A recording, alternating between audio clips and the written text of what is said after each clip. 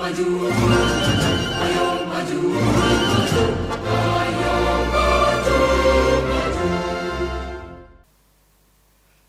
Pemuda Indonesia, jumpa kembali bersama saya Moh Gunawan Abdillah di studio EZTV bersama eksponen Pemuda Indonesia. Tepat 1 Juni 2022 kita akan merayakan hari lahir Pancasila. Jadi di studio kami ini kedatangan para tokoh-tokoh eksponen Pemuda Indonesia. Nanti pembahasannya mungkin akan lebih menarik jika para pesertanya akan memberikan paparan yang sangat bagus untuk para pemuda Indonesia di kedepannya, terutama di 2024 ini.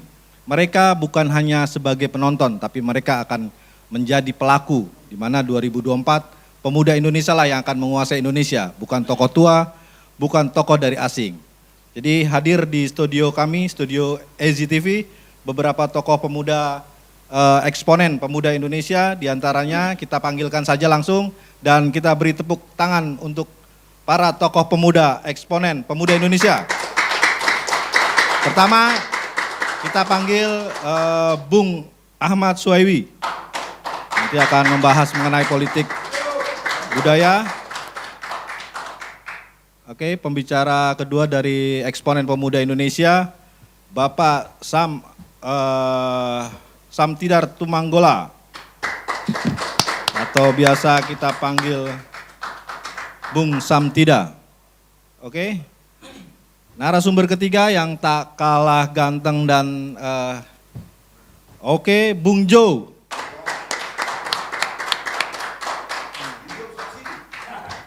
Selanjutnya untuk dari pakar digital eksponen pemuda Indonesia hadir Bung Mustaqim.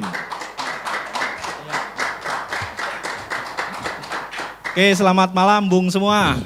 Jadi kita pembahasannya kali ini di studio EZTV mengenai manifestasi Pancasila dan dinamika kepemudaan, di mana manifestasi kepemudaan ini akan berkembang di 2024. Jangan sampai pemuda-pemuda Indonesia menjadi penonton. Jadi sesuai dengan hari lahir Pancasila, di mana Bung Karno dulu di Kota Ende, dia duduk di pohon sukun.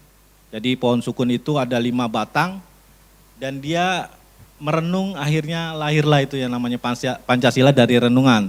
Tapi kalau yang namanya manifestasi kita butuh bukti. Apa itu Pancasila dan bagaimana pemuda melakukan ke depannya untuk Indonesia ini. Jadi kita akan butuh paparan dari Bung semua selaku tokoh pemuda Indonesia, eksponen pemuda Indonesia untuk memberi pesan yang sangat-sangat baik kepada pemuda Indonesia. Jadi paparan pertama kita nggak usah panjang lebar, kita langsung saja dari Bung Jo aja ya, langsung ya. Dari Bung Jo, silakan paparannya untuk pemuda Indonesia, terutama yang paling bagus untuk 2024 ini. Silakan, terima kasih, selamat bertemu kembali di acara eksponen pemuda Indonesia. Bertepatan hari ini kebetulan memperingati hari lahirnya Pancasila. Pancasila merupakan norma dasar yang menjadi induk dari segala tatanan norma di Indonesia. Pancasila itu juga adalah sumber atau tempat untuk menggali serta menemukan dalam suatu negara. Kalau sekarang ini dan dari dulu sering dikatakan bahwa Pancasila adalah sumber dari segala sumber hukum yang ada dan dari seluruh elemen hukum yang ada di negara ini. Mungkin itu dulu untuk pengantar. Oke, terima kasih Bung Jo. Nanti kita akan lebih mempertajam dengan apa itu manifestasi Pancasila dan untuk apa pemuda di 2024 jangan jadi penonton. Oke, dilanjut dengan tokoh eksponen pemuda selanjutnya, Bung Ahmad Suhaimi. Terima kasih. Selamat malam. Assalamualaikum warahmatullahi wabarakatuh. Waalaikumsalam. Mas Gunawan, pertama kita harus tahu Pancasila ini apa. Menurut Bung Karno, Pancasila ini adalah hogger of trekking. dari manifesto komunis dan deklarasi independent of Amerika. Jadi dia satu tingkat di atas liberalisme dan satu tingkat di atas kolektivisme. Yang ini kemudian dirangkai menjadi Pancasila. Nah, dari 5 prinsip yang ada di Pancasila itu, apa hakikatnya bagi kita, bagi orang Indonesia dan bagi seluruh pemuda Indonesia, dia adalah Lex Star, bintang penuntun. Kemana arah peradaban ini hendak dicapai. Jadi sepanjang bangsa Indonesia ini ada, kurang lebih para founding fathers kita itu sudah merumuskan kesanalah arah bangsa ini dan kesanalah arah peradaban bangsa ini. Jadi ketuhanan, kemanusiaan, keadilan sosial, demokrasi, dan seterusnya itu. Nah, kesana hakikat dari kita berbangsa dan kita bernegara. Nah, tentu dalam perjalanannya Pancasila sebagai norma atau ideologi bangsa atau sebagai konsensus nasional ini kemudian seringkali banyak diinterpretasikan berdasarkan agenda dan kepentingan kelompok masing-masing. Nah, pada titik itulah kemudian setiap generasi memiliki definisi dan interpretasi tersendiri terhadap eksistensi Pancasila dan pengamalannya Pancasila. Atau dalam hal ini adalah manifestasi itu. Kira-kira seperti apa Pancasila itu hendak diamalkan dalam kehidupan berbangsa dan bernegara, terutama oleh para pemuda. Jangan-jangan generasi milenial atau anak-anak muda sekarang dalam arti usia yang 16 sampai 30 tahun menurut Undang-Undang Kepemudaan, begitu, ini sudah tidak mengerti lagi atau tidak mau ambil peduli lagi dengan Pancasila dan manifestasinya seperti apa. Karena generasi muda kita saat ini sudah lebih banyak dia mengikuti atau dibimbing oleh mekanisme pasar, oleh selera sosial media, oleh konstruksi framing-framing yang kadang-kadang tidak konstruktif. Ini barangkali tantangan kita semua sebagai anak bangsa dan tentu saja tantangan bagi negara ini ke depan. Oke, kita kunci di tantangan dulu. Lanjut ke Bung Sam Tidar Tomagola. Silakan, Bung.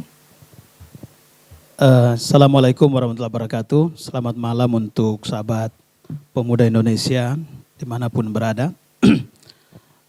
Hari ini kebetulan bertepatan dengan hari lahir Pancasila yang memang ditetapkan berdasarkan Kepres nomor 24 tahun 2016.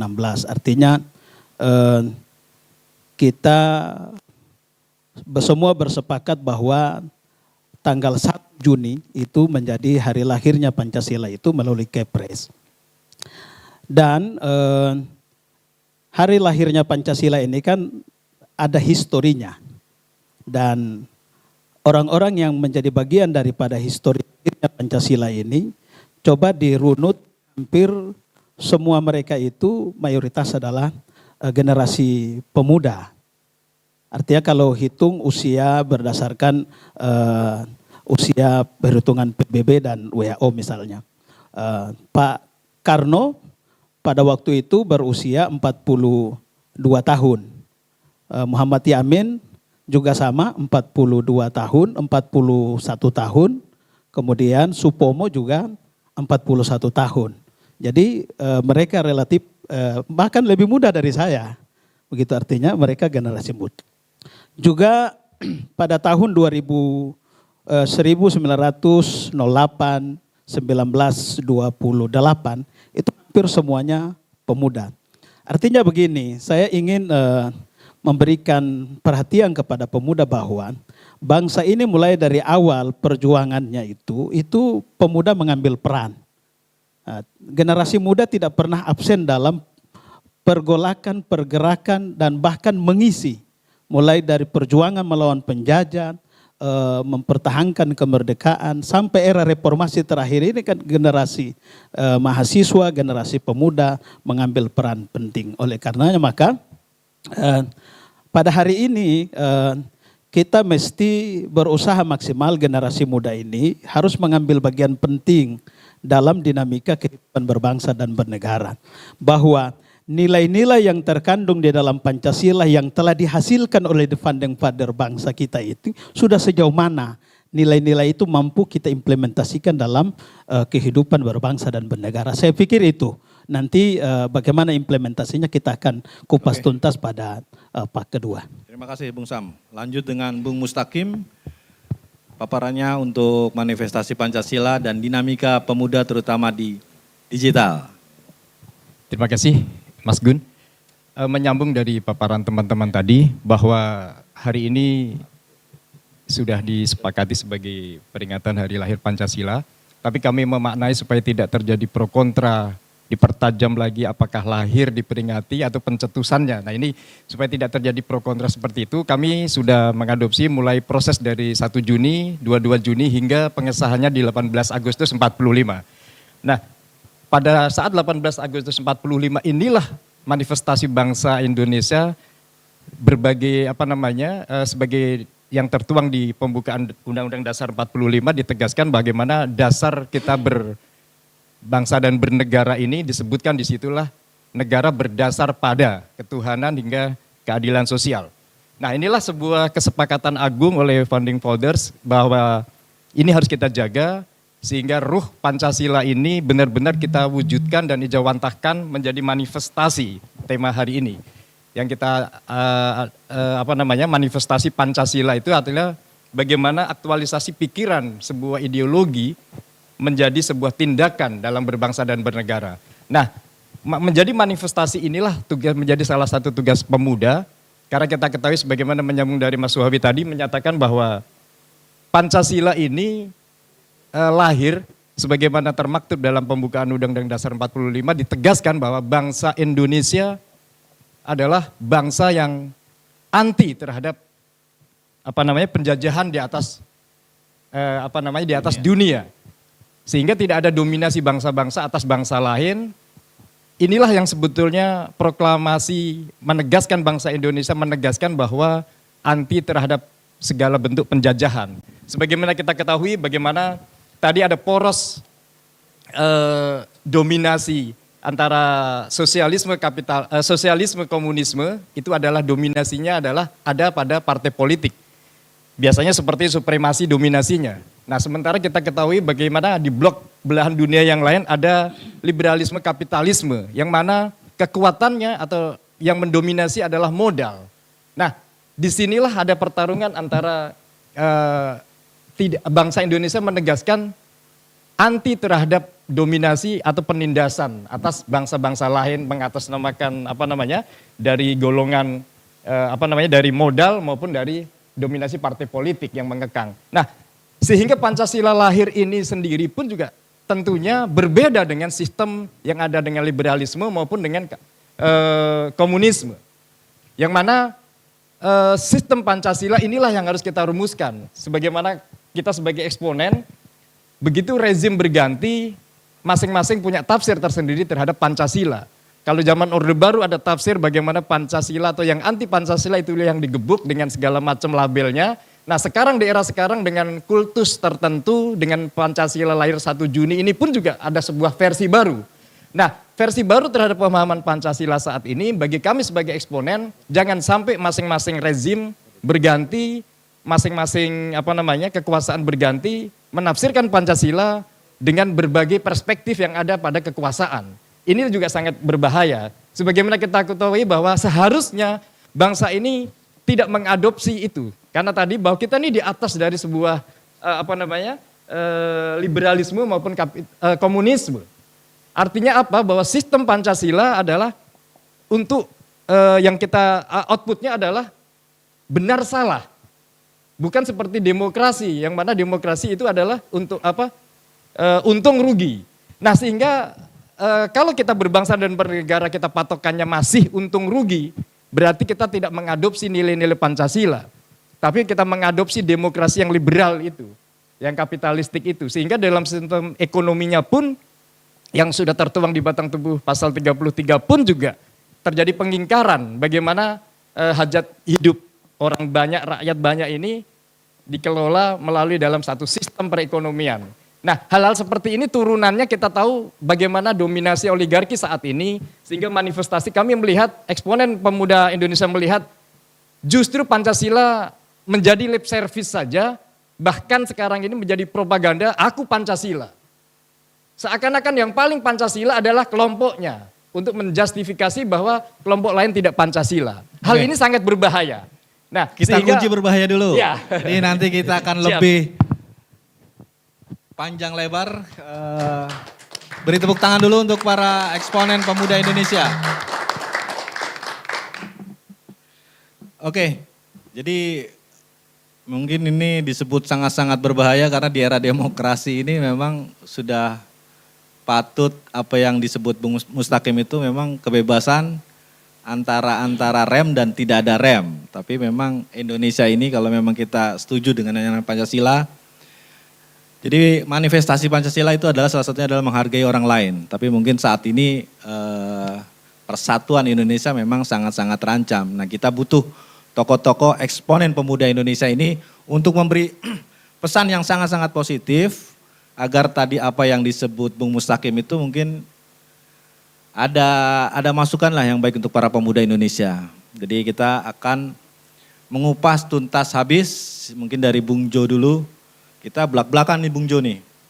Kita mungkin pertanyaan-pertanyaan kita berkembang lah dari Bung Mustaqim tadi. Bahwa kita harus apa adanya. Karena negara-negara ini memang Indonesia sudah memang sangat-sangat dipecah. Bahkan terkesan kita ini dibodoh-bodohi. Undang-undang juga dibuat oleh oligarki yang disebut tadi Bung Mustaqim. Dan para asing semua juga sudah menyusup ke seluruh lapisan bangsa Indonesia. Siapa yang bisa mencegah? Pemuda tentunya.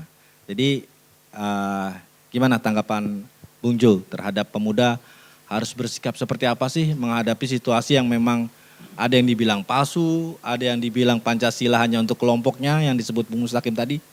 Seperti apa Bung Jo? Silakan. Baik, jadi berbicara tentang Pancasila, kalau mengutip dari Badan Pembinaan Ideologi Pancasila, ada saya lihat di sini ideologi hukum Indonesia, kemudian kumpulan nilai yang harus ada di belakang keseluruhan hukum Indonesia, asas yang harus diikuti sebagai petunjuk dalam mengadakan pilihan hukum, kemudian sebagai satu pernyataan dari nilai kejiwaan.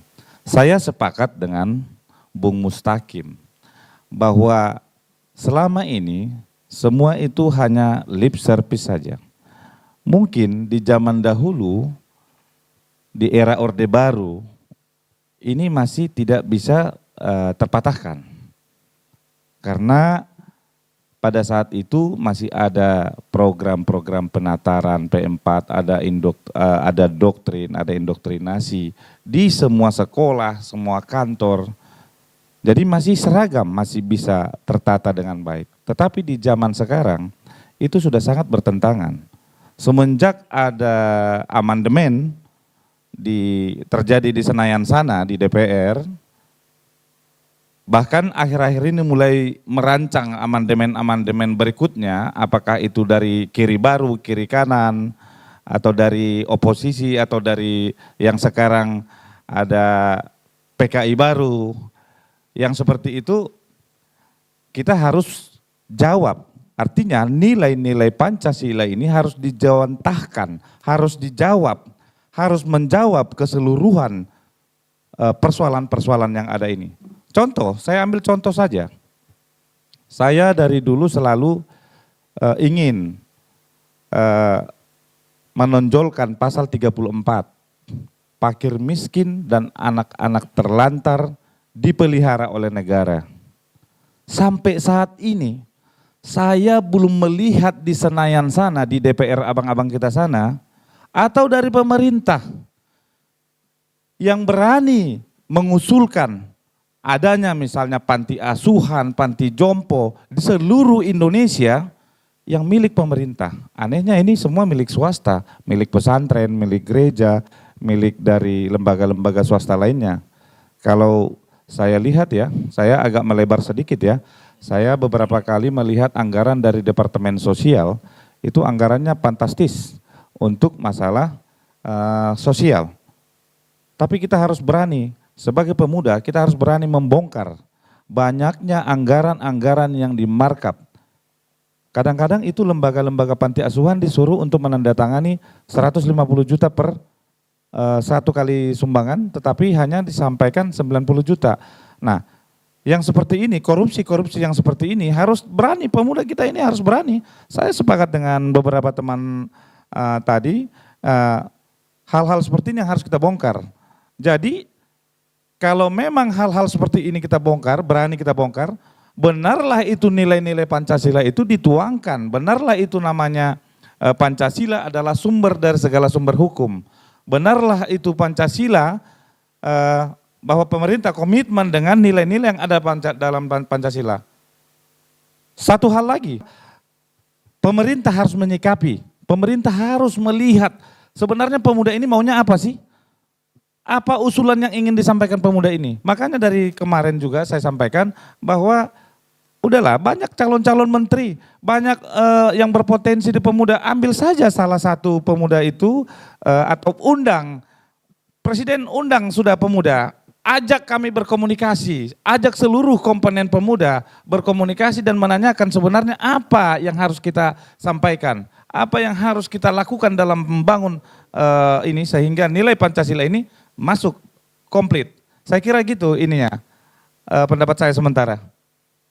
Oke, nanti mungkin kalau mau terjadi perdebatan nanti kita akan kasih waktunya. Tapi artinya gini, di SCTV ini eksponen pemuda Indonesia ini sebenarnya diberi kebebasan yang memang sangat ya tadi kita nggak akan tutup-tutupi atau kita tidak mau berpura-pura. Yang seperti kata Bung Mustaqim, kita harus sepakat dulu di situ.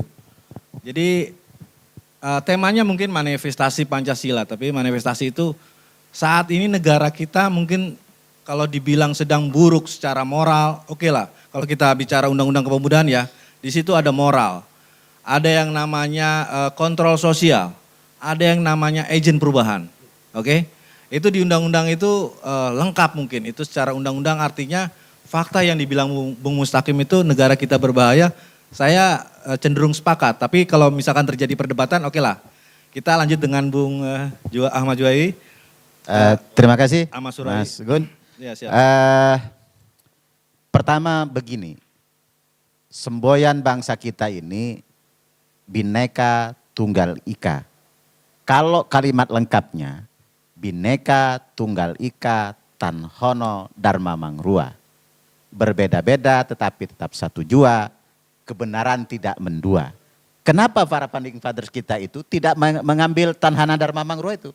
Berbeda-beda tetapi tetap satu. Ya kan? Jadi kenapa? Karena kebenaran itu tidak boleh ditafsirkan menurut kelompok sendiri.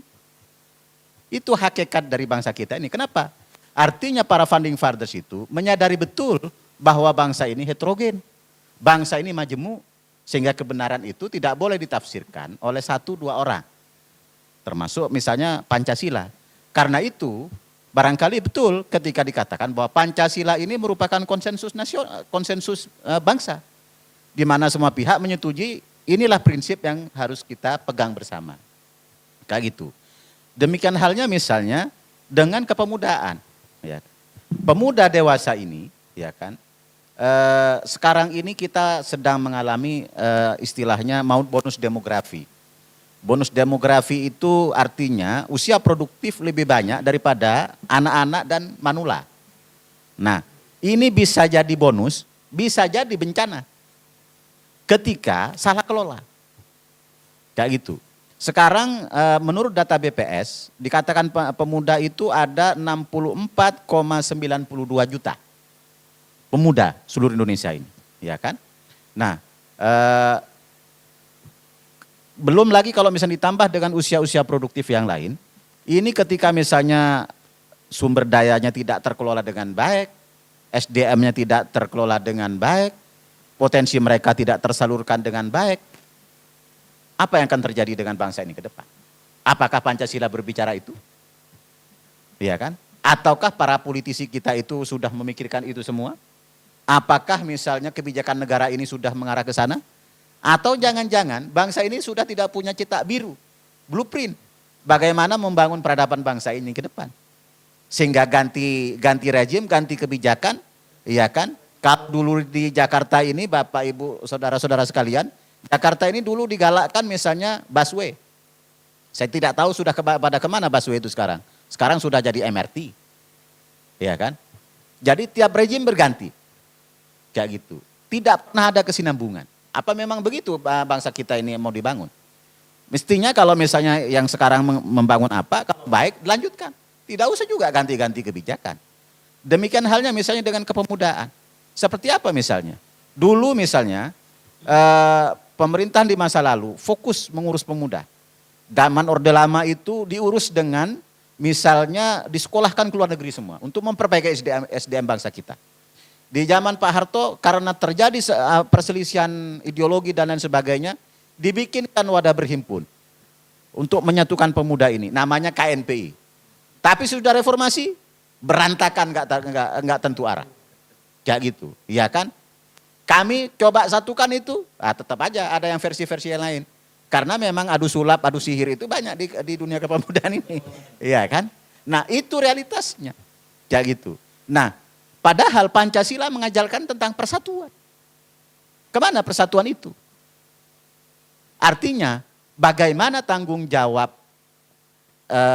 pemuda, eksponen pemuda terhadap masa depan bangsanya. Ketika soal persatuan aja sudah tidak bisa dibicarakan dengan duduk baik sambil ngopi misalnya. Ini problem, ya kan?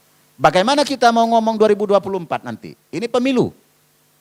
Ketika misalnya di kita ini sudah tidak bisa membangun konsensus. Ya kan? Tokoh-tokoh pemuda kita ini sudah terlatih bikin organisasi, bikin ormas, bikin ini. Yang belum terlatih hanya bikin negara aja. Kekhawatiran saya, kalau ini tidak terkelola dengan baik, keterampilan itu menular ke sana. Ini harus kita renungkan bersama. Apakah betul negara ini membiarkan dirinya tanpa cetak biru bagaimana membangun pemuda dan generasi pelanjut estafet kepemimpinannya. Ini barangkali yang harus direnungkan bersama. Kayak gitu. Oleh seluruh baik eksponen pemuda, baik pemerintah, pemuda yang ada saat ini maupun seluruh masyarakat, organisasi keagamaan dan seterusnya. Karena ini pekerjaan besar. Tidak bisa hanya 1-2 orang. Itu menurut saya Mas Gunawan. Oke siap, beri aplaus untuk Bung Ahmad Suhawi. Nah kita lanjut ke Bung Samtidar Tomanggola. Jadi gini Bung, jadi kita sambung lagi dengan Bung Ahmad Suhawi tadi. Persatuan Indonesia kita sepakat ya untuk menjaga segala hal dari hal-hal yang ini. Tapi yang belum sepakat adalah tadi ekonomi bersatu untuk para pemuda. Jadi gimana caranya Bung Sam itu bisa menyatukan seluruh ekonomi pemuda Indonesia supaya mereka sejahtera. Karena kunci ekonomi Indonesia saat ini dipegang oleh oligarki. Jadi negara kita dibagi-bagi. Sumatera punya asing A, Kalimantan punya asing B, bahkan Papua punya Korea. Akan seperti itu. Nah silakan Bung Sam Tidar. Iya, kan Pancasila ini kan sebagai ideologi, sebagai falsafah bangsa, sebagai guidance dalam kehidupan kita berbangsa dan bernegara, dan tentu nilai-nilai yang terkandung di dalamnya kan bagaimana kita mampu mengimplementasikan itu dalam kehidupan berbangsa dan bernegara. Cuma persoalannya adalah kemudian pemahaman kita terhadap nilai-nilai yang terkandung dalam Pancasila ini kan penerapannya yang sering bablas, salah kaprah begitu. Jadi sebagaimana yang disampaikan oleh Bung Suhawi tadi bahwa sesungguhnya pemuda ini kan kompetensinya luar biasa, apa saja bisa dilakukan. Cuma apa saja bisa dilakukan ini juga bisa bahaya dalam kehidupan berbangsa dan bernegara ke depan. Karena kemampuan untuk membuat organisasi A, B, dan C, bahkan yang sudah ada bisa dibikin A, B, dan C, versi bermacam-macam. Kita khawatir kemudian kalau ini tidak dikelola dimanage secara baik, persatuan Indonesia ini, maka bisa-bisa nanti besok kepala negara bisa 2, 3, kan kita khawatir kalau itu bisa terjadi. Oleh karena itu maka begini, persatuan Indonesia dalam sila ketiga itu kan kita tidak bisa dipersatukan asal muasal kita. latar belakang kita dari mana. Tapi kan tujuan kita berbangsa dan bernegara untuk mencapai apa, itu kan bisa dipersatukan. Nah, mempersatukan tujuan kehidupan kita berbangsa dan bernegara adalah bagaimana masyarakat terwujudnya keadilan dan kesejahteraan yang merata untuk bangsa dan negara. Bahwa masyarakat ini harus hidup sejahtera, sejahteranya juga mesti merata. Jangan sejahtera hanya dikuasai oleh oligarki. Termasuk mohon maaf lahir dan batin, partai politik pun sebenarnya kan kalau kita lihat begitu, masih ada oligarki. Bagaimana ekonominya? Ekonomi yang berkaitan dengan biaya segala macam itu otomatis. Gak mungkinlah orang kaya itu dia akan mewarisi kekayaannya untuk orang lain. Pasti dia akan pertahankan itu dari generasinya, anaknya, cucunya, dan cicitnya seterus ke bawah. Dan itu menular ke politik. Politik kan kita lihat beberapa partai politik di Indonesia ini kan sama. Pimpinan-pimpinan partai politik merasa tidak begitu ikhlas untuk melepas partai yang didirikannya untuk diberikan kepada kader-kader potensial yang ada di Republik ini. Ini kan terjadi ini. Jadi sebenarnya nilai-nilai Pancasila ini sebenarnya kita belum begitu tulus dan murni untuk mengimplementasikan dalam kehidupan kita. Oleh karena itu maka sebenarnya harapan kami pemuda ini adalah bahwa bagaimana kita ini harus membuka cakrawala berpikir kita dan sekaligus kesadaran bersama. Ya. Kalau tidak dari kita, lantas dari siapa kita berharap, gitu. Jadi memang gini, kalau Sayyidina Ali kan bilang begini, pemuda yang baik itu adalah dia tidak bangga dengan orang tuanya, tapi dia bangga dengan dirinya sendiri, anada. Jadi bagaimana pemuda hari ini sudah kita berjuang dengan segala kompetensi, kelebihan dan kekurangan kita untuk mengambil peran-peran strategis.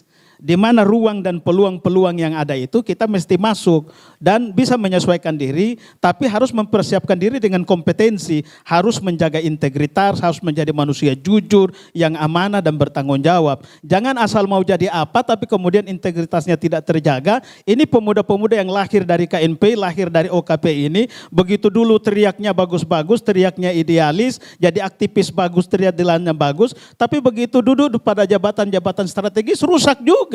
Jadi korup juga, jadi maling juga. Kan yang dimasukkan penjara-penjara beberapa waktu terakhir ini kan alumni KNP ada, alumni OKP ada, alumni ini macam-macam.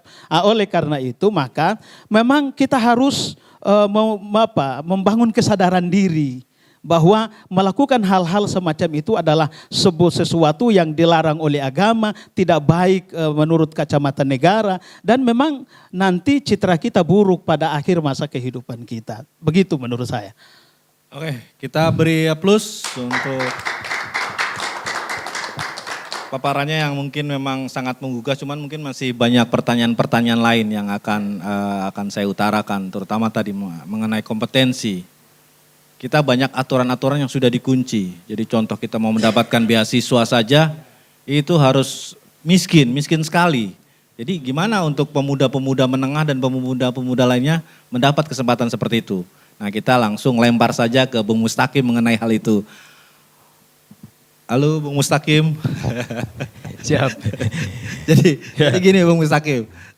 Kita menyambung Bung Sam tadi kan mengenai kompetisi. Kita nggak ngomong soal berbahaya, tapi berbahaya tadi terhadap pendidikan para pemuda anak-anak kita ini. Banyak hal-hal yang dikunci di peraturan, di perundangan yang memang tidak ada kesempatan untuk pemuda-pemuda lain, apalagi di zaman susah ekonomi, tetap peraturan itu ada.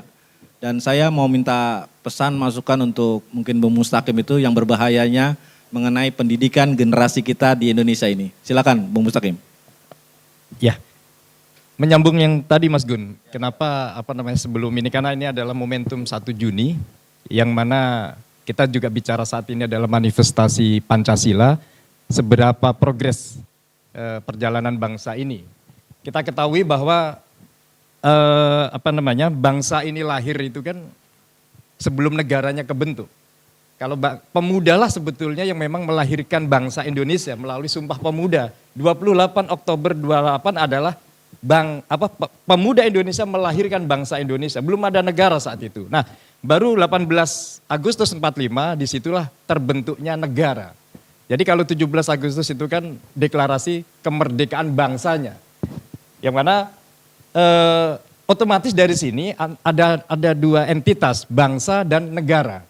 Nah, bangsa dan negara inilah seharusnya diimplementasikan menjadi ke dalam dasar falsafah bangsa Indonesia atau dasar kita bernegara dan berbangsa, yaitu Pancasila. Yang mana kita ketahui di dalam Undang-Undang Dasar 45 yang asli disebutkan bahwa ada lembaga bangsa, di situ adalah Majelis Permusyawaratan Rakyat. Yang mana melalui amandemen ini justru keberadaannya hanya setara dengan lembaga negara biasa saja, tidak lembaga bangsa. Nah, kita ketahui juga ada bentuk lembaga negara, presiden dan ke bawahnya. Nah, disinilah eksekutif heavy ini justru menjadi sebuah malapetaka yang mungkin dalam tataran praktisnya tadi, bagaimana kita masyarakat ataupun golongan tertentu, golongan rakyat yang mayoritas yang kebanyakan ini tidak bisa mengakses bagaimana kesejahteraan dalam berbangsa dan bernegara, sehingga adanya diskriminasi dan seterusnya. Nah, untuk itu maka bagaimana kita supaya progres manifestasi Pancasila ini, pemuda tetap harus mengawal apakah betul tafsir dari Pancasila seperti yang dicita-citakan Bapak Bangsa itu sudah semestinya demikian. Apalagi kita ketahui saat ini dengan amandemen yang kesekian ini justru memporak-porandakan kita jauh dari sistem Pancasila, yang ada adalah justru sistem demokrasi yang liberal kapitalistik inilah yang mendominasi kita berbangsa dan bernegara. Sehingga akar masalah dasar inilah sebetulnya yang menuju NKRI chaos. Kita ketahui Pancasila itu kan 5 ya. Ketuhanan, tapi faktanya yang lebih dominan adalah sekularisme. Kemanusiaan yang adil dan beradab. Tapi faktanya kita mengadopsi hak asasi manusia. Padahal kita punya produk lebih unggul, lebih agung nilainya ya Ustaz ya. Bagaimana kemanusiaan yang adil dan beradab. Tapi hanya kita mengadopsi justru konsep HAM. Nah, termasuk bagaimana kita persatuan Indonesia, tapi yang ada adalah raja-raja kecil melalui otonomi daerah. Kita ketahui juga yang keempat, bagaimana sistem musyawarah mufakat ini yang harusnya dikuatkan, musyawarah majelis bangsa, adat dan seterusnya itu pemangku raja-raja atau kesultanan yang dulu sebagai stakeholder bangsa ini. Tapi yang ada adalah kita menerapkan sistem demokrasi. Ini jelas yang kelima, keadilan sosial, tapi yang ada adalah kepentingan golongan tertentu. Jelas ini kalau ini berlangsung terus, maka kita bukan menuju NKRI unggul, tapi justru terjadinya chaos NKRI. Nah, hal-hal seperti inilah kami sebagai eksponen pemuda menyeru kepada penguasa saat ini yang memang sedang diberi amanah menjalankan mengelola negara ini, sebagaimana kegelisahan Pak Tri Sutrisno sebagai wakil Dewan Pengarah di BPIP saat menerima Bang Lanyala Mataliti menyeru bahwa sudah saatnya kembali ke Undang-Undang Dasar 45 yang asli. Ini adalah kegelisahan para senior yang mana beliau sebagai wakil Dewan Pengarah BPIP loh, sudah menyeru bagaimana menyeru kembali ke Undang-Undang Dasar 45 karena terjadi sebuah manifestasi Pancasila ini ternyata tidak berjalan sesuai dengan cita-cita Founding Fathers. Sehingga manakala ini berlangsung terus, yang ada adalah eksekutif heavy. Begitu eksekutif heavy yang tadi bagaimana falsafah bangsa Indonesia ini kan Pancasila lahir itu justru di atas dari dari sebuah konsep sosialisme, komunisme maupun liberalisme, kapitalisme. Tapi kita jalan tengah adalah bukan moderat, tapi kelompok kita adalah yang punya sistem sendiri, yaitu sistem Pancasila yang agung yang digali dari bangsa Indonesia. Nah, artinya Mas Gun bahwa sekelas Pak Tri Sutrisno sebagai wakil Dewan Pengarah BPIP saja sudah menyeru bahwa ini bangsa ini kalau kita terus ini justru menuju NKRI yang chaos.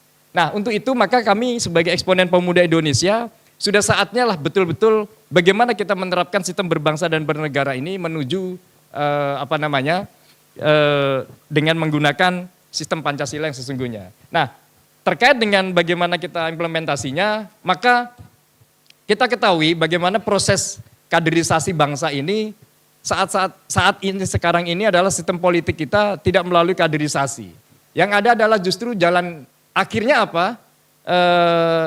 akibatnya adalah sebuah jalan singkat. Teman-teman yang kita aktif di kepemudaan yang benar-benar belajar di kader dengan apa namanya, dengan sistem bela negara, ya kan, sistem dan lain-lain itu melalui organisasi kepemudaan dan seterusnya tersisih dengan kepentingan kekuatan modal. Inilah bagaimana salah satu manifestasi Pancasila yang melenceng. Sehingga apa? Teman-teman yang berproses, termasuk pemimpin bangsa ini tidak melalui proses itu. Sehingga semakin jauh menuju NKRI yang chaos. Nah, artinya apa? Bahwa dengan kondisi seperti ini sudah saatnya kita kembalikan bahwa pemuda tetap melalui organisasi kepemudaan. Inilah sel-sel pendidikan kader bangsa sehingga bisa mewujudkan cita-cita The Founding Fathers. Bagaimana mewujudkan cita-cita sebuah negara yang betul-betul mewujudkan keadilan dan kemakmuran bagi masyarakat. Nah, saya tambahkan sedikit Mas Gun. Nah, otomatis untuk ini maka adanya perlu screening pemimpin bangsa ini perlu ada proses. Jangan sampai tidak pernah bersentuhan di elemen kepemudaan, ini kan sebagai sebuah laboratorium pemuda. Kalau dulu istilah ini menjadi sesuatu yang seksi, menjadi sesuatu yang ada kurikulum kepemudaannya, sehingga tiba-tiba sekarang kok yang tampil di lembaga bangsa maupun di lembaga negara ini justru tidak melalui proses itu. Ya kan? Nah, seperti 2024 ke depan, calon presiden pun juga paling tidak harus bersentuhan dengan organisasi seperti ini. Jangan sampai tidak pernah berproses di kepemudaan, tapi tidak memulai spesifikasi itu, tiba-tiba jadi menteri gitu kan. Oke, beri aplaus untuk Bung Mustaqim. Kita sepakat dengan hal itu, sebagai pemimpin harus memiliki proses terutama dalam mengikuti organisasi kepemudaan supaya dia tahu ditempa bagaimana kerasnya sebuah organisasi kepemudaan, bagaimana dia layak menjadi seorang pemimpin. Jadi kita akan ada satu putaran lagi sebelum ada closing dari Bung Tatang. Jadi kita kembali ke Bung Jo tadi, kesepakatan tadi bahwa organisasi pemuda adalah hal yang sangat-sangat penting di 2024. Kita harus memilih pemimpin yang pernah mengikuti organisasi kepemudaan. Jadi pemimpin kita lahir dari seorang pemuda dan dia memiliki bekal dan memiliki dasar bahwa dia adalah seorang pemimpin. Silakan Bung Jo. Jadi begini, saya pernah membaca dalam sebuah tulisan media bahwa Ketua Dewan Pengarah Badan Pembinaan Ideologi Pancasila. Kita kasih waktu 2 menit ya Bung Jo ya. Kita kasih 3 menit. Oke siap, lanjut. Ibu Dr. Honoris Causa Haja Megawati Soekarno Putri, Profesor yang kami banggakan, pernah menyampaikan bahwa kita harus kobarkan salam Pancasila agar masyarakat Indonesia benar-benar menjaga persatuan dan kesatuan. Dan dalam Pancasila juga sering kita dengar-dengar istilah Ingar Susung Tulodo, Ing Madya Mangunkarso, Tutwuri Handayani. Artinya pemerintah, pemimpin yang sekarang harus memberikan tauladan bagi kami pemuda-pemuda ini. Dan di tengah memberikan dorongan. Sehingga adik-adik kami juga nanti bisa mengikuti kami dan kami bisa mengikuti pemimpin-pemimpin tersebut. Tetapi kalau misalnya seperti yang dikatakan sahabat saya Suhabi tadi bahwa sekarang ini terpecah-pecah dan sepertinya ada proses pembiaran. Mungkin saya melihat Menpora mungkin berpikir dulu bahwa sengaja dipelihara ini perpecahan ini, saya tidak tahu. Atau mungkin sedang melatih ini seluruh tokoh-tokoh pemuda ini. Karena ini kan KNPI kan sebagai salah satu wadah berhimpun dari pemuda, menjadi laboratorium kader. Tapi saya kira kalau sudah sampai 10 tahun dilatih itu sudah jadi pelatihnya pelatih saya kira. Jadi kalau terus kami dibiarkan begini tercerai-berai, saya pastikan kami akan bersatu dan akan mencapres. Kami akan munculkan calon presiden dari kaum muda. Karena itu lebih baik saya kira ya. Biar kita bersama ya. Cocok? Saya kira begitu ini ya. Jadi jangan ada dusta. Kalau misalnya kita mencapres, jangan ada dusta di antara kita. Biar jadi menteri semua, biar lebih ini lagi, biar lebih maju lagi. Saya kira begitu, Bang. Lanjut ke Bung Ahmad Suhawi untuk closing statement. Terima kasih. Jadi begini, kita ini sebagai eksponen pemuda kan punya banyak sisi, ya kan. Di satu sisi kita kader partai, di satu sisi kita ini aktivis, di satu sisi kita ini punya profesi-profesi yang lain. Tapi betul tadi disampaikan bahwa memang lebih bagus pemuda itu sudah mulai merumuskan pemimpin-pemimpin bangsa ini yang punya visi yang jelas tentang tata kelola kepemudaan. Kalau misalnya tidak dapat orang yang terbiasa bersentuhan dengan dinamika kepemudaan, maka carilah orang yang punya kemauan untuk bersentuhan dengan dinamika kepemudaan itu. Ya gitu. Nah, ini belum terlambat. Suksesi kepemimpinan nasional itu kalau menurut agenda kan 2024. Lepas dari wacana 3 periode dan ditunda dan sebagainya lah ya. Oleh sebab itu memang sekarang ini para eksponen pemuda, khususnya saya tidak mengatakan pemudanya karena ini kalau eksponen pemuda ini kan dia lebih paripurna, pengalamannya banyak, jam terbang lebih tinggi. Itu sudah waktunya untuk mengkonsolidasi potensi-potensi pemuda ini. Ya gitu. Persoalan siapa yang kira-kira dianggap pantas dan patut untuk didukung, nah itu kita baru boleh duduk bicara. Kayak gitu. Apakah itu calon dari partai saya, kan Golkar, ataukah calon dari partai lain, nah kayak gitu.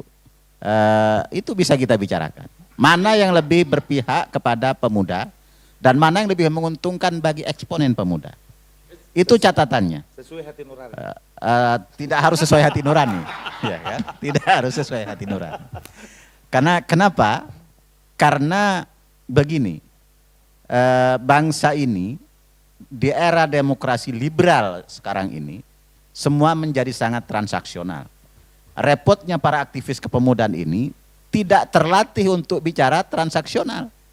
Biasanya transaksi nilai, bukan transaksional. Jadi nilai-nilai apa yang orang itu perjuangkan atau nilai-nilai apa yang orang itu agendakan. Kayak gitu. Sementara demokrasi kita sekarang ini lebih banyak kepada transaksional. Jadi jangan bermimpi jadi anggota legislatif, ya kan? Kalau misalnya untuk urusan bikin baleho saja masih bingung. Itu. Sementara aktivis kepemudaan, terutama pada umumnya, ini tidak terlatih untuk itu. Gimana? Dia waktunya 1 kali 24 jam, banyak mendiskusikan masalah-masalah nilai yang semuanya ideal semua.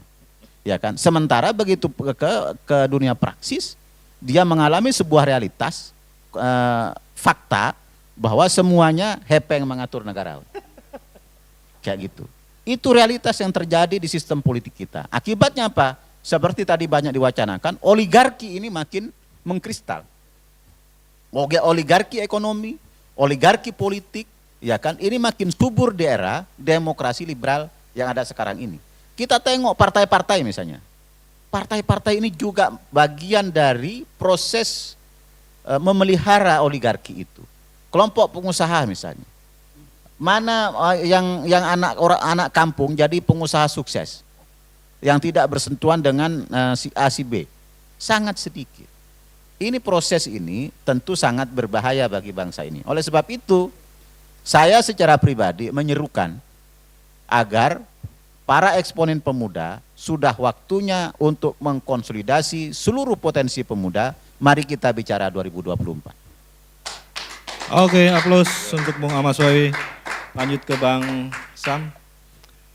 Silakan. Baik, saya titik poin tetap pada persatuan Indonesia. Bahwa pemuda khususnya itu tetap harus menjadi perhatian serius negara, menjadi perhatian serius pemerintah. Karena memang pemuda ini kan aset dan harapan masa depan bangsa. Jadi kalau pemudanya tidak dipikirkan, tidak diberdayakan, tidak dikaryakan, maka tentu nanti khawatir pemuda itu akan mencari jalannya sendiri. Dan kalau itu terjadi maka nanti pada saatnya nanti orang ada semacam sikap balas dendam begitu. Misalnya seorang anak itu ketika dia membutuhkan bagaimana orang tuanya memberikan perhatian kepadanya, tapi ke orang tuanya cuek-cuek bebek saja, maka kemudian anaknya kan dia bisa kabur dari dalam rumahnya dan melakukan hal-hal yang bisa saja di luar dugaan orang tuanya. Jadi misalnya hal lainnya misalnya, anak-anak bangsa ini, pemuda ini, kalau kemudian ngambek terhadap ayahnya, terhadap pemimpinnya, terhadap siapa saja, ini kan beruntung kita negara ini kan masih aman-aman saja ini. Negara kita kan tidak dirongrong penjajahan macam Rusia dan Ukraina segala macam terjadi perang. Coba bayangkan kalau tiba-tiba kita ini perang dengan misalnya satu negara. Tiba-tiba pemudanya bilang gini, lu aja dah yang perang, ngapain ngajakin gue? Karena selama ini juga lu nggak pikirin gue. Kan begitu. Ini kita mungkin hari ini kita masih berpikir bahwa itu mungkin tidak terjadi. Tapi kalau seandainya terjadi bagaimana? Nah, oleh karena itu maka pemerintah mesti memberikan perhatian serius terhadap pemuda. Karena memang pemuda ini aset. Jadi hari ini kalau kemudian pemuda ini masih berpecah belah sih, saya berharap bahwa satu waktu mudah-mudahan sebelum 2004 ini kita sudah harus punya tujuan yang sama mewujudkan persatuan pemuda. Jadi kalau hari ini misalnya pemerintah dan atau siapa saja tidak mau mengambil peran dalam persatuan pemuda, saya yakin pada satu waktu pasti ada orang yang mengambil peran-peran itu untuk mempersatukan pemuda. Jadi kalau sekarang ini belum ada, kata kawan saya itu Al Prisco, ya mungkin karena memang orang-orang yang ada di atas sana itu memang dulu mungkin tidak pernah ber-KNPI, mungkin juga dia tidak pernah ber-OKP, jadi dia tidak punya rasa kepedulian yang sama terhadap teman-teman pemuda. Jadi kalau demikian kita maklumlah, memang cuma segitu doang kemampuannya. Terima kasih. Oke, terima kasih Bung Sam. Beri aplaus untuk Bung Sam. Ini kembali ke Bung Mustaqim ini, tapi agak-agak harus lebih tajam lagi Bung Mustaqim. Jadi tajamnya ini kita ambil fenomena kekinian nih. Tadi kita bicara persatuan tapi ekonomi persatuan pemudanya belum ada. Jadi kalau kita ngelihat fakta kekinian, ada orang-orang asing terutama nih spesialisnya Bung Mustaqim di digital. Jadi skema Ponzi yang sudah banyak nih dari Sabang sampai Merauke nih. Terutama kemarin dengan tertangkapnya Indra Kents, bagaimana seorang pemuda bisa menghasilkan 3 miliar dalam seminggu, bahkan kekayaannya di tabungannya bisa mencapai 320 miliar. Dan itu adalah sesuatu berbahaya, Ponzi game, tapi kalau misalkan diarahkan ke hal-hal positif, artinya mungkin ada sisi baik, nilai baik untuk tadi para pemuda, artinya semangat pemuda dalam pencarian tadi ekonomi bersatu itu untuk kesejahteraan mereka. Silakan Bung Mustaqim. Ya, ini salah satu manifestasi dari Pancasila adalah bagaimana kesejahteraan ada pada masyarakatnya. Nah, inilah makna bagaimana saya beberapa malam lalu menegaskan bahwa dunia digital ini yang mana sekarang pengguna media sosial 191 juta akunnya, ini justru peran buzzer lah yang mengambil alih untuk membelokkan sebuah kepentingan termasuk kepentingan ekonomi. Nah, maksud saya adalah ini adalah bagaimana pemuda bisa mengambil peran juga di dunia maya ini, di dunia digital ini bisa menjadi influencer. Bukan influencer dengan agenda tertentu untuk menghipnotis tertentu, kepentingan ekonomi tertentu dengan motif tertentu itu, sehingga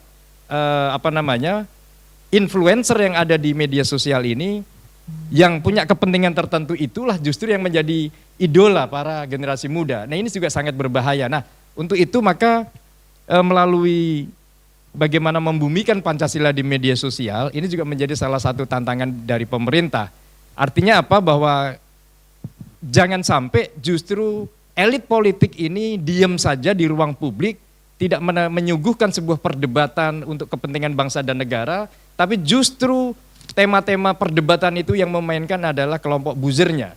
Artinya apa, ini kritik kami dari eksponen juga, eksponen pemuda Indonesia juga menyeru kepada pemerintah, janganlah menyuguhkan di ruang publik ini adalah melalui buzzer. Harusnya elit berdebat seperti ini di ruang publik. Sehingga apa, kita bisa tahu kualitas pemimpinnya, kualitas wakil rakyatnya, sehingga ruang publik bisa menginspirasi kepada generasi muda menerapkan bagaimana mengimplementasikan Pancasila di ruang publik, termasuk debat-debat yang produktif. Sehingga apa? Kita berharap adanya influencer yang real gitu loh Mas Gun. Influencer seperti tidak disetting tadi, bagaimana dia meraup hanya pameran hedonisme, pameran kekayaan, pameran sebagai sebuah shortcut, jalan yang shortcut. Ini juga sangat berbahaya bagi generasi muda kita. Sehingga apa? Modus ekonomi, kejahatan di ruang digital, ini juga akan mempengaruhi bagaimana terhadap sistem perekonomian kita. Sehingga apa, gerakan seperti yang dilakukan oleh Mas Dadung beserta teman-teman melalui KUP Sultan Nusantara yang concern terhadap pertanian, itu diabaikan begitu saja. Kenapa? Karena masyarakat atau generasi milenial dicekoki di ruang digital ini dengan kemudahan, dengan hedonisme, yang ujungnya adalah itu bentuk penipuan. Nah, menggunakan influencer seperti ini harusnya bagaimana kita dorong mengambil arih ini supaya pemuda atau yang sudah dicanangkan adanya petani milenial. Nah, hal-hal seperti ini Mas Dadung dengan teman-temannya juga bisa melakukan gerakan itu. Sehingga apa? Generasi milenial itu salah satu bentuk manifestasi Pancasila, ya negara juga harus menyiapkan kebijakan bagaimana menyalurkan kredit kepada kelompok melalui koperasi maupun kelompok pemuda ini sehingga bisa mengambil alih untuk kegiatan ekonomi yang produktif. Salah satunya mungkin di sektor pertanian. Jika tidak, maka kita ketahui Mas Gun, bagaimana kripto dengan model seperti ini kan makin ini kan. Sementara pemuda adalah belum punya tabungan, kok sudah main kripto. Padahal di situ mungkin perlu akumulasi modal yang real untuk mendapatkan sebelum menabung lah gitu kan. Paling tidak sektor produksi sehingga terjadi akumulasi modal, sehingga punya aset bagi generasi muda, maka pesan ini poin untuk para pemuda dalam perlu adanya sebuah pendidikan seperti ini, kebijakan dari pemerintah untuk itu. Oke, terima kasih. Beri plus untuk Bung Mustaqim. Jadi bagaimana para eksponen pemuda Indonesia ini memberi pesan yang sangat baik. Mungkin untuk para pemuda Indonesia, para tokoh atau mantan pemuda yang ada di depan ini memberi suatu pengalaman yang sangat-sangat luar biasa dan mungkin sangat berguna bagi para pemuda Indonesia. Jadi untuk closing statement mungkin kita perlu hadir satu lagi, salah satu tokoh eksponen yaitu Bung Tatang. Silakan Bung Tatang.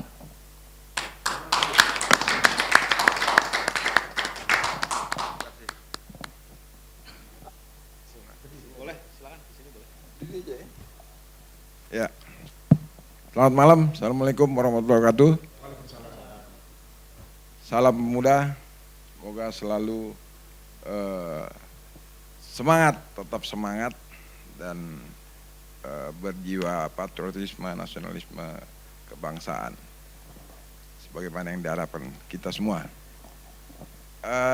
Saya mengamati pembicaraan teman-teman tadi dari eksponen pemuda Indonesia itu luar biasa, mudah-mudahan bisa menjadi spirit kepada pemuda-pemuda Indonesia untuk tidak lagi ada perpecahan-perpecahan satu sama lain atau pengelompokan-pengelompokan, bahwa nilai-nilai kebangsaan, eksistensi bangsa dan negara ini lebih dikedepankan daripada kepentingan pribadi maupun kelompok-kelompok yang ada. Selanjutnya, bahwa spirit nasionalisme kebangsaan atau karakter national building ini kembali lagi seperti mana yang diutarakan Bung Karno, jas merah, jangan sekali-kali melupakan sejarah. Karena semuanya sudah dibuktikan oleh pemuda-pemuda Indonesia sejak zaman revolusi kemerdekaan hingga menjelang akhir dari Orde Lama atau hingga proklamasi 1945.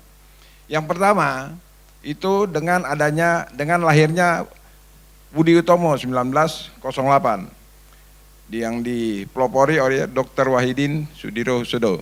Kemudian dengan adanya Sumpah Pemuda 28 Oktober 1928.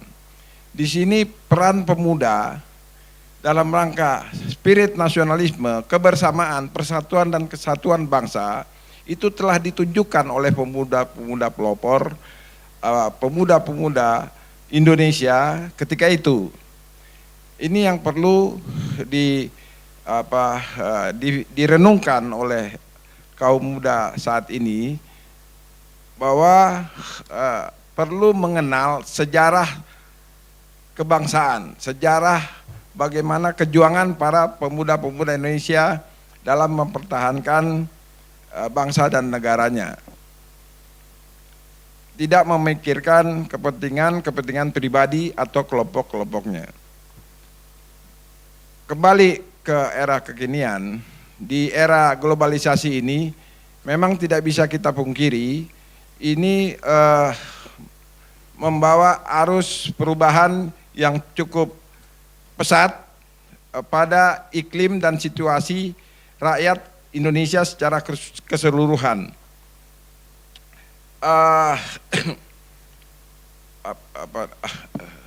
Perubahan ini membuat tuntutan terhadap hak-hak demokrasi atau hak-hak sebagai warga negara atau masyarakat menjadi pertaruhan antara masyarakat dan negara.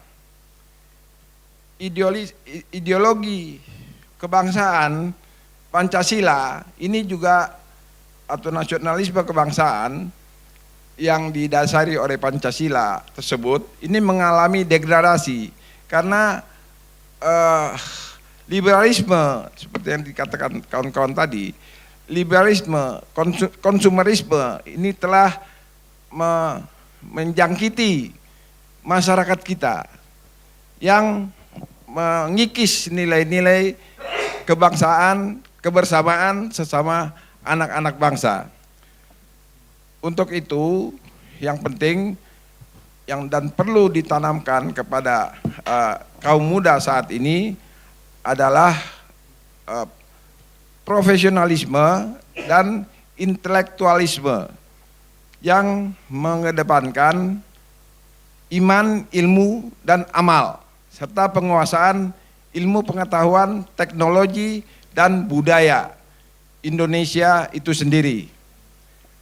Dalam rangka menghadapi era globalisasi saat ini, menghadapi sistem liberalisme dan konsumerisme yang menjangkiti kaum muda dan masyarakat kita pada umumnya. Karena peran pemuda, sebagaimana Benedict Anderson mengatakan bahwa garda terdepan perubahan itu adalah pemuda. Konsep pemuda itu berdimensi politik. Ini dibuktikan dengan seperti yang saya katakan tadi, sebelum Orde Baru dan pada saat dimulai dengan perjuangan kemerdekaan hingga sebelum berakhirnya era Orde Lama. Di sana terlihat jelas bahwa peran pemuda itu berdimensi politik sebagai garda terdepan untuk perubahan bangsa dan negaranya. Demikian yang disampaikan oleh Benedict Anderson tentang fungsi dan peran pemuda dalam konsep bernegara dan berbangsa. Jadi tidak semata-mata hanya gugus gagasan yang bertumpu pada umur, tapi juga dia berdimensi politik. Dan artinya kaum muda di atas 20 tahun yang berpikir hanya semata-mata untuk kemapanan dan pro status quo dan tidak berpikir untuk perubahan, maka dengan sendirinya keagenan dia sebagai agen perubahan, sebagai pemuda itu gugur dengan sendirinya. Kira-kira demikian yang dimaksud dengan pemuda sebagai agen perubahan. Bahwa mempunyai jiwa yang dinamis dan semangat yang terus menyala-nyala untuk sebuah perubahan. Beri aplaus untuk Bung Tatang. Oke, kita sudah sampai sesi terakhir. Tadi closing statement dari Bung Tatang memang sangat-sangat menarik. Apalagi dari semua eksponen pemuda yang ada di depan ini. Semoga mereka akan bisa mewakili para pemuda di 2024 mendatang. Agar supaya apa? Tadi seperti Bung Mustaqim bilang bahwa banyak pemuda kita saat ini sedang dibodoh-bodohi. Banyak istilah flexing itu kepura-puraan. Jadi itu memang sangat-sangat berbahaya bagaimana mereka dihujani yang namanya isu kripto. Bahkan judi online atau slot itu sudah sampai mendarah daging ke para pemuda kita saat ini. Mereka ingin cepat-cepat kaya tanpa adanya kaderisasi. Saya ingat kawan saya Bung Dadung Haristio. Kita sebagai pemuda harus bisa membuat suatu terobosan baru, terutama sumber daya alam di Indonesia. Apa itu? Organisasi perkebunan, organisasi pertanian. Karena Indonesia di sanalah akan jaya. Oke, terima kasih atas perhatian para penonton EZTV. Salam pemuda, semoga pemuda Indonesia sukses untuk 2024. Salam pemuda.